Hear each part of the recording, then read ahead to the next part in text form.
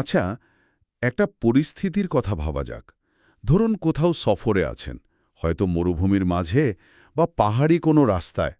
হঠাৎ টাকার দরকার পড়ল। হুম। ধার নিতে হবে, কিন্তু আশেপাশে কোনো লেখক তো দূরের কথা, একটা কাগজ কলমও নেই যে চুক্তি লিখে রাখবেন। কি করবেন তখন? এটা কিন্তু খুব বাস্তব একটা সমস্যা। একদম। আর আজকের আলোচনা ঠিক এইরকমই এক বাস্তব সমস্যার এক অসাধারণ সমাধান নেই, যা প্রায় ১,৫০০ বছর আগে দেওয়া হয়েছিল। বাহ! আর এটা কিন্তু শুধু একটা প্রাচীন সমাধান নয়, এর ভেতরে যে অর্থনৈতিক জ্ঞান, মনস্তাত্ত্বিক গভীরতা আর নৈতিক নির্দেশনা আছে, সেটা আজকের দিনেও সমানভাবে প্রাসঙ্গিক। তার মানে আমরা শুধু ইতিহাস জানব না, এর আধুনিক প্রয়োগও দেখব। ঠিক তাই। আমাদের আজকের আলোচনার লক্ষ্য হল এটা বোঝা যে কিভাবে একটি ঐশী নির্দেশনা আধুনিক অর্থনৈতিক ঝুঁকি ব্যবস্থাপনা বা রিস্ক ম্যানেজমেন্ট আর মানুষের ভেতরের নৈতিক দ্বন্দ্বের সাথে মিলে যায়। লেনদেনের স্বচ্ছতা আর অন্তরের সততা, এই দুটো কিভাবে এক সুতোয় বাঁধা, সেটাই আমরা দেখব। দারুণ। আমরা আজ আলোচনা করব পবিত্র কোরআনের সূরা আল বাকারার একটি আয়াত নিয়ে, যা আমাদের দেখাবে কিভাবে বিশ্বাস, নিরাপত্তা এবং সাক্ষ্য, এই তিনটি বিষয় একে অপরের সাথে ওতপ্রোতভাবে জড়িত। চলুন তাহলে এই গভীর আলোচনায় প্রবেশ করা যাক। আয়াতটি হল সূরা আল বাকারার ২৮৩ নম্বর আয়াত। প্রথমে আমি আয়াতটি তেলাওয়াত করছি, তারপরের সরল বাংলা অনুবাদটি বলছি। আউযুবিল্লাহি মিনাশ শাইতানির রাজিম ওয়া ইন কুনতুম আলা সাফারিন ওয়ালাম তাজিদু কাতিবান ফারিহানুম মাকবুদা ফাইন আমিনা বাদুকুম বাদান ফালইউআদ্দিল্লাযী তুমিনা আমানাতাহু ওয়ালিয়াত্তাকিল্লাহ রাব্বাহ ওয়ালা তাকতুমুশ শাহাদা ওয়া মান ইয়াকতুমহা ফান্নাহু আসিমুন কলবুহ ওয়াল্লাহু বিমা তা'মালুনা আলিম। এবারের বাংলা অনুবাদটি শোনা যাক। আর যদি তোমরা সফরে থাকো এবং কোনো লেখক না পাও, তবে বন্ধকি বস্তু মানে ঋণদাতার হস্তগত রাখা বিধেয়। আর যদি তোমরা একে অপরকে বিশ্বাস করো, তবে যাকে বিশ্বাস করা হয়েছে সে যেন তার আমানত অর্থাৎ ঋণ আদায় করে দেয় এবং তার রব আল্লাহকে ভয় করে।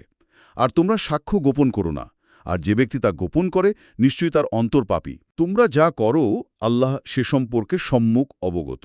এই আয়াতের সৌন্দর্যটা বুঝতে হলে এর প্রেক্ষাপট বা শানে নুজুল বোঝাটা খুব জরুরি। হ্যাঁ, সেটা একটু বলুন। এর ঠিক আগের আয়াতে অর্থাৎ ২৮২ নম্বর আয়াতে আল্লাহ ঋণ সংক্রান্ত লেনদেন লিখে রাখার জন্য খুব বিস্তারিত নির্দেশনা দিয়েছেন। এটাকে তো কোরআনের দীর্ঘতম আয়াতও বলা হয়। হ্যাঁ, আয়াতাত দাইন। তো ওই নির্দেশনা পাওয়ার পর স্বাভাবিকভাবেই প্রশ্ন আসে, আচ্ছা, সবসময় তো লেখালেখির সুযোগ থাকে না। ঠিক। মানুষ যদি সফরে থাকে বা এমন কোনো জায়গায় থাকে যেখানে লেখার উপকরণ নেই, বা ধরুন শিক্ষিত কেউ নেই যে লিখে দেবে, তখন কি হবে? হ্যাঁ। এই আয়াতে আল্লাহ সেই বাস্তব সমস্যারই সমাধান দিচ্ছেন। আর সমাধানটা হলো বন্ধক রাখা। ইসলামী পরিভাষায় একে বলা হয় রেহান। ঠিক।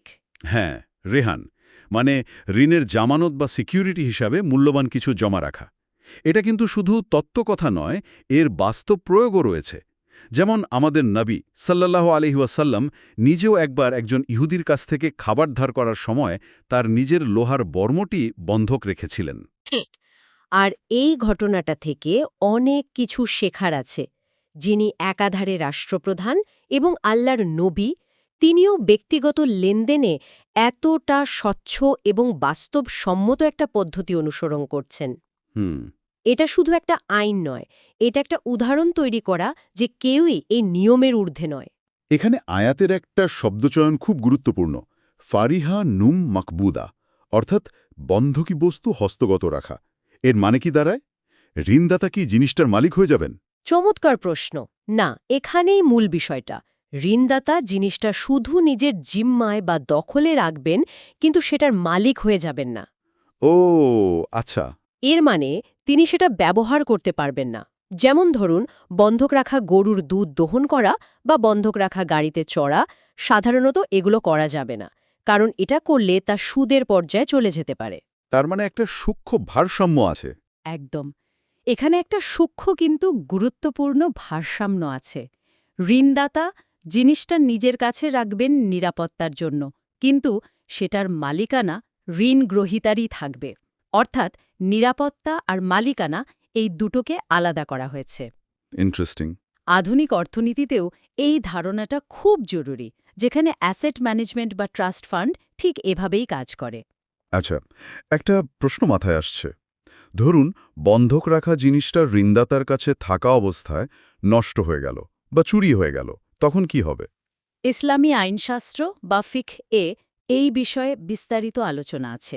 মূল নীতি হল, যদি ঋণদাতার অবহেলার কারণে জিনিসটা নষ্ট হয়, তাহলে তাকে ক্ষতিপূরণ দিতে হবে। আচ্ছা। আর যদি তার অবহেলা ছাড়া, যেমন প্রাকৃতিক দুর্যোগ বা চুরির কারণে নষ্ট হয়, তাহলে তাকে দায়ী করা হবে না। মূল কথা হল, এটাকে একটা আমানত হিসেবে দেখতে হবে। বেশ। তাহলে একটা ব্যবস্থা হলো বস্তুগত জমানত, অর্থাৎ বন্ধক। কিন্তু আয়াতের পরের অংশেই তো আরেকটা ব্যবস্থার কথা বলা হচ্ছে, যেখানে কোনো বস্তুগত প্রমাণ নেই। ঠিক ধরেছেন। আয়াত বলছে, ফা ইন আমিনা বাদুকুম বাদা, আর যদি তোমরা একে অপরকে বিশ্বাস করো। হুম। এটা অসাধারণ একটা ব্যাপার। হুম। কোরআন এখানে দুটো সমান্তরাল ব্যবস্থা দিচ্ছে, একটা বাহ্যিক মানে বন্ধক, এবং অন্যটা অভ্যন্তরীণ, যা হলো বিশ্বাস ও আল্লাহর ভয়। হুম। এটা মানুষের সব রকম পরিস্থিতিকে বিবেচনা করছে। যখন আপনার কাছে বস্তুগত নিরাপত্তা আছে, তখন আইন কাজ করবে, আর যখন নেই, তখন আপনার ভেতরের নৈতিকতাই হবে সবচেয়ে বড় নিরাপত্তা। তার মানে যদি কোনো বন্ধক বা দলিল ছাড়াই শুধু বিশ্বাসের ওপর ভরসা করে ঋণ দেয়া হয়, তখন ঋণগ্রহীতার দায়িত্ব আসলে আরও অনেক বেড়ে যায়।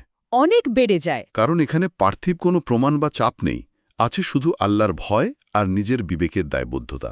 বিশ্বাসকে এখানে আমানত হিসাবে বলা হয়েছে, যা ফেরত দেওয়া অপরিহার্য। এবং আমার মতে আয়াতের সবচেয়ে ভাবনার উদ্রেককারী অংশ হল সাক্ষ্য নিয়ে বলা কথাগুলো। আয়াতটি বলছে, আর তোমরা সাক্ষ্য গোপন করো না, আর যে ব্যক্তি তা গোপন করে নিশ্চয়ই তার অন্তর পাপী। হ্যাঁ, এই পাপী অন্তর বা আছিমন কলবুহ, এই শব্দচয়নটা আমাকে খুব নাড়া দেয়।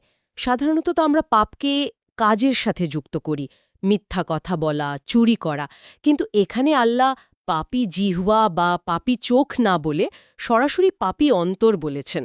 কেন? এর কারণটা কি হতে পারে? এটা কি শুধুই একটা আধ্যাত্মিক ধারণা, নাকি এর কোনো মনস্তাত্ত্বিক ভিত্তিও আছে, যে কেন অন্তরকে এতটা গুরুত্ব দেওয়া হলো? এর কারণটা খুবই গভীর। সত্য গোপন করার সিদ্ধান্তটি প্রথমে মনে বা অন্তরেই নেওয়া হয়।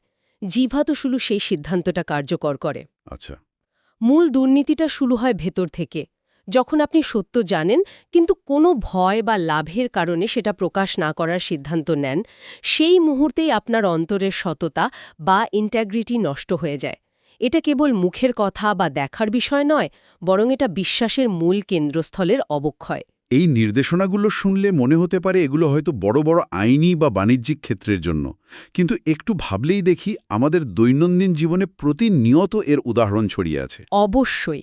যেমন কারো কাছ থেকে টাকা ধার নিয়ে বিনিময়ে নিজের ল্যাপটপ বা সোনার আংটি জমা রাখা, এটা তো সরাসরি এই আয়াতের বন্ধকি ব্যবস্থার প্রতিফলন। একদম।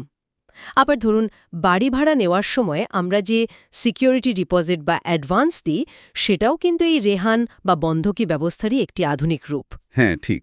এর উদ্দেশ্য হল, ভাড়াটিয়া যদি কোনো ক্ষতি করে বা ভাড়া না দিয়ে চলে যায়, তাহলে মালিক যেন সেই টাকা দিয়ে নিজের ক্ষতিটা পুষিয়ে নিতে পারেন। আর সবচেয়ে বড় আধুনিক উদাহরণ তো আমাদের চোখের সামনেই আছে। ব্যাংক থেকে যে কোনো ধরনের লোন, সেটা গাড়ি, বাড়ি বা ব্যবসার জন্যই হোক, তার জন্য জমির দলিল, ফ্ল্যাটের কাগজপত্র বা কি বলে ফিক্সড ডিপোজিটের সার্টিফিকেট জমা রাখতে হয়। ঠিক। পুরো ব্যাংকিং ব্যবস্থার সিকিউরড লোন বা নিরাপদ ঋণের ভিত্তিই তো এই বন্ধকি ব্যবস্থা। এবার সাক্ষ্য গোপনের উদাহরণগুলোর দিকে তাকানো যাক, যা হয়তো আরও বেশি ভাবার মতো। হ্যাঁ। চলুন একটা পরিস্থিতি কল্পনা করি। অফিসে আপনার একজন সহকর্মীর বিরুদ্ধে একটা মিথ্যা অভিযোগ আনা হয়েছে। আপনি আসল ঘটনাটা জানেন, কিন্তু বসকে চটাতে চান না বা চাকরি হারানোর একটা সূক্ষ্ম ভয়ে কাজ করছে। তাই আপনি চুপ থাকলেন। এটাই সাক্ষ্য গোপন করা। আপনার জিহ্বা কোনো মিথ্যা বলেনি, কিন্তু আপনার অন্তর সত্যটাকে কবর দিয়েছে। ঠিক। অথবা কোনো পারিবারিক বা সামাজিক বিবাদে বন্ধুর পক্ষ নেওয়ার জন্য আপনি মূল ঘটনাটা একটু ঘুরিয়ে বললেন বা কিছু গুরুত্বপূর্ণ অংশ এড়িয়ে গেলেন। হ্যাঁ। এখানেও আপনি সরাসরি মিথ্যা বলছেন না, কিন্তু সত্যটাকে আংশিকভাবে গোপন করে পুরো চিত্রটাকেই বদলে দিচ্ছেন। এটাও কিন্তু এক ধরনের কুতমানুস শাহাদা বা সাক্ষ্য গোপন করা। আরেকটি খুব বাস্তব উদাহরণ দিই। ধরুন আপনার এক বন্ধু মারা গেছেন। আপনি জানেন যে তিনি আরেকজনের কাছ থেকে কিছু টাকা ধার নিয়েছিলেন, যার কোনো লিখিত প্রমাণ নেই। আচ্ছা, কিন্তু আপনি হয়তো ভাবলেন, বেচারার পরিবার এখন শোকের মধ্যে আছে, এই বিষয়টা তুলে ঝামেলা বাড়িয়ে লাভ কি? এই ভেবে আপনি চুপ থাকলেন। এটা অনেকেই ভাবতে পারে। বাহ্যিকভাবে মনে হতে পারে আপনি একটা ভালো কাজ করলেন, কিন্তু আসলে আপনি একজন পাওনাদারের হক নষ্ট করলেন এবং সত্যকে গোপন করলেন। এই সব কিছুই অন্তরের পাপের অন্তর্ভুক্ত, কারণ এসব ক্ষেত্রে বাহ্যিক কোনো চাপ না থাকলেও আপনার অন্তর জানে সত্যটা কি। এই যে আপনি বললেন অন্তরের দুর্নীতি বা ভেতরের দ্বন্দ্ব, এই অনুভূতিটা আমাকে ভাবাচ্ছে। আধুনিক বিজ্ঞান বা মনোবিজ্ঞান কি এই বিষয়গুলো নিয়ে কিছু বলে? মানে অর্থনীতির ভাষায় এই বন্ধকি ব্যবস্থাকে কিভাবে দেখা হয়? অবশ্যই, আধুনিক অর্থনীতিতে এই ব্যবস্থাকে বলা হয় কোল্যাটারাল লোন বা সিকিউরড লোন, আর এটা অর্থনীতির রিস্ক ম্যানেজমেন্ট বা ঝুঁকি ব্যবস্থাপনার একেবারে মূল ভিত্তি। আচ্ছা। এর পেছনের যুক্তিটা খুব সহজ। ঋণদাতা যখন জামানত হিসেবে মূল্যবান কিছু হাতে পান, তখন তার টাকা হারানোর ঝুঁকি প্রায় শূন্য হয়ে যায়। এটাকে বলে রিস্ক মিটিগেশন। অন্যদিকে ঋণ গ্রহীতার ওপরও একটা মনস্তাত্ত্বিক চাপ তৈরি হয় যে তাকে সময়মতো ঋণ পরিশোধ করতেই হবে, নইলে সে তার মূল্যবান বস্তুটি হারাবে। আল্লাহ ১৪০০ বছর আগেই এই নিখুঁত অর্থনৈতিক পদ্ধতিটি শিখিয়েছেন, যা আজকের বাজারেও আস্থা তৈরি করে। দারুণ সংযোগ। তার মানে এটা এমন একটা ব্যবস্থা যা অর্থনীতির চাকা সচল রাখতে আস্থা তৈরি করে। আচ্ছা, আর ওই পাপী অন্তরের বিষয়টা, এর কোনো মনস্তাত্ত্বিক ব্যাখ্যা আছে কি? আমাদের শরীর বা মন কি আসলেই এই সত্য গোপনের কারণে প্রভাবিত হয়? হ্যাঁ, হয়, এবং বেশ জোরালোভাবেই হয়। এটা মোটেও শুধু আধ্যাত্মিক বিষয় নয়, এর শক্তিশালী মনস্তাত্ত্বিক এবং শারীরবৃত্তীয় ভিত্তি রয়েছে। তাই নাকি? মনোবিজ্ঞান আমাদের বলে, মানুষ যখন জেনে শুনে সত্য গোপন করে বা মিথ্যে বলে, তখন তার শরীরে স্ট্রেস হরমোন যেমন কর্টিসল এর পরিমাণ বেড়ে যায়। তার হৃদস্পন্দন দ্রুত হয়, রক্তচাপ বেড়ে যায়। আমরা যেটাকে লাই ডিটেক্টর টেস্ট বা পলিগ্রাফ বলি, সেটা কিন্তু শরীরের এই অনৈচ্ছিক প্রতিক্রিয়াগুলো পরিমাপ করার নীতির ওপর ভিত্তি করেই কাজ করে। তার মানে আমাদের শরীর আক্ষরিক অর্থেই মিথ্যে বা সত্য গোপনকে প্রত্যাখ্যান করে, একটা বিদ্রোহ করে। এক কথায় হ্যাঁ, শরীর সত্য বলতে চায়। এর চেয়েও গভীর একটা বিষয় হল কগনিটিভ ডিসোনেন্স। Cognitive dissonance? হ্যাঁ, এর মানে হল যখন একজন ব্যক্তির ভেতরের বিশ্বাস, যেমন আমি সত্য জানি, এবং তার বাইরের কাজ, যেমন আমি সত্য বলছি না, এর মধ্যে একটা অমিল বা সংঘাত তৈরি হয়, তখন তার মধ্যে এক ধরনের তীব্র মানসিক অস্বস্তি বা বিবেক দংশন তৈরি হয়। এই কগনিটিভ ডিসোনেন্স কি সেটাই, যেটাকে আমরা চলতি কথায় বলি মন সায় দিচ্ছে না বা বিবেকে বাঁধছে? একদম তাই। এটাই সেই অনুভূতি। একজন ব্যক্তি যখন জানে কোনটা সত্য, কিন্তু ভয়ে বা লোভে তা গোপন করে, তখন তার ভেতরে এই দ্বন্দ্ব তৈরি হয়। আর এটার প্রভাব কি? এই অবস্থা দীর্ঘমেয়াদে তার মানসিক শান্তি পুরোপুরি নষ্ট করে দেয়, এবং গবেষণায় দেখা গেছে দীর্ঘস্থায়ী মানসিক চাপ এবং এই ধরনের ভেতরের দ্বন্দ্ব এমনকি আমাদের হৃদযন্ত্রের স্বাস্থ্যেরও মারাত্মক ক্ষতি করতে পারে। অবিশ্বাস্য। সুতরাং কুরআনে যখন অন্তর পাপী হওয়ার কথা বলা হয়, তখন তা কেবল একটি আধ্যাত্মিক রূপক নয়, এটি একটি গভীর মনস্তাত্ত্বিক এবং শারীরবৃত্তীয় সত্যের দিকে ইঙ্গিত করে। সত্য গোপন করার শাস্তিটা শুধু পরকালে নয়, বরং এই দুনিয়াতেই শুরু হয়ে যায়, মানসিক আর শারীরিক অশান্তি হিসেবে। অসাধারণ। তাহলে আজকের এই গভীর আলোচনা থেকে আমরা কয়েকটি মূল শিক্ষা নিতে পারি। ১. আর্থিক লেনদেনের স্বচ্ছতা ও নিরাপত্তার জন্য প্রয়োজনে বন্ধক রাখা একটি বৈধ, বুদ্ধিদীপ্ত এবং বাস্তবসম্মত উপায়। এটা আস্থা তৈরি করে। ঠিক। ২. বিশ্বাস একটি পবিত্র আমানত। কেউ যদি কোনো দলিল বা বন্ধক ছাড়া শুধু মুখের কথাই বিশ্বাস করে আপনাকে কিছু দেয়, তবে সেই বিশ্বাসের মর্যাদা রাখা নৈতিক ও ধর্মীয় দায়িত্বের সর্বোচ্চ পর্যায়ে পড়ে। একদম। ৩. সত্য সাক্ষ্য দেওয়া ইবাদতের অংশ। ভয়, লজ্জা বা ব্যক্তিগত লাভের জন্য সত্য গোপন করা, এটা শুধু একটা ভুল নয়, এটি এমন একটি পাপ যা সরাসরি আমাদের অন্তরকে, আমাদের সত্তার কেন্দ্রকে কলুষিত করে। আর ৪. কোনো পার্থিব সাক্ষী, দলিল বা প্রমাণ না থাকলেও সবকিছুই এক চূড়ান্ত সত্তার নিগরানিতে রয়েছে। এমন এক ব্যবস্থা যেখানে কোনো কিছুই হারিয়ে যায় না বা দৃষ্টির অগোচরে থাকে না। সার কথা হল, লেনদেন হোক স্বচ্ছ, অন্তর হোক পবিত্র। এই একটি বাক্যই আজকের পুরো আলোচনার মূল বার্তা। বাহ, খুব সুন্দর করে বলেছেন। এটি আর্থিক শৃঙ্খলার সাথে আত্মিক পরিশুদ্ধিকে এক সুতোয় গেঁথে দেয়। একটি ছাড়া অন্যটি অসম্পূর্ণ। কারণ আপনি যতই স্বচ্ছ লেনদেন করুন না কেন, যদি সাক্ষ্য দেওয়ার সময় আপনার অন্তঃসত্যকে গোপন করে, তাহলে সেই স্বচ্ছতার কোনো মূল্য থাকে না। আমরা তো বড় বড় আর্থিক বা আইনি বিষয়ে সাক্ষ্য গোপন করার কথা বললাম, কিন্তু আলোচনা শেষ করার আগে একটা প্রশ্ন রেখে যেতে চাই। অবশ্যই। একবার ভেবে দেখা যাক, প্রতিদিনের জীবনে ছোটখাটো সংঘাত বা অসুবিধা এড়ানোর জন্য আমরা কত ছোট সত্যকে এড়িয়ে যাই বা গোপন করি। অফিসে, পরিবারে বা বন্ধুদের আড্ডায় এমন কত মুহূর্ত আসে যখন আমরা সত্যটা জেনেও চুপ থাকি, শুধু পরিস্থিতি সহজ রাখার জন্য বা কাউকে আঘাত করতে না চাওয়ার অজুহাতে।